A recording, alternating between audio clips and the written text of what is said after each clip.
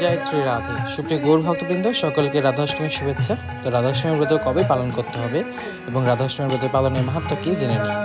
11 September 2024 বুধবার শ্রী রাধাষ্টমী ব্রত ভাদ্র মাসের শুক্লপক্ষের অষ্টমী তিথিতে পালন করুন। রাধাষ্টমীর দিন ভোরবেলা শয্যা ত্যাগ করে স্নান করুন, ভগবানের পূজা অর্চনা করুন, রাধারানীর চরণে পুষ্প অর্পণ করে সংকল্প করুন।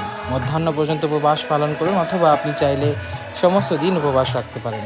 মধ্যাহ্নে শ্রী রাধা মাধবের অভিষেক পালন করুন, ভক্তিভরে অভিষেক দর্শন করুন। সরাসরি সম্ভব না হলে অনলাইনে অভিষেক দর্শন করতে পারেন। ভগবানের আরতি এবং ভোগ নিবেদন করুন, পরিশেষে মহাপ্রসাদ গ্রহণ করে পালন করবেন। রাধাষ্টমী ব্রত পালনের ফলে সহস্র একাদশী পালনের 100 গুণ বেশি ফল লাভ হয়, অর্থাৎ একটি রাধাষ্টমী ব্রত পালনে 1,00,000 একাদশী পালনের ফল লাভ হয়। যে মানুষ একবার রাধাষ্টমী ব্রত পালন করে তার কোটি জন্মের ব্রহ্মহত্যাজনিত পাপ দূর হয়। পর্বত সমান সোনা দান করলে যে ফল লাভ হয় তার 100 গুণ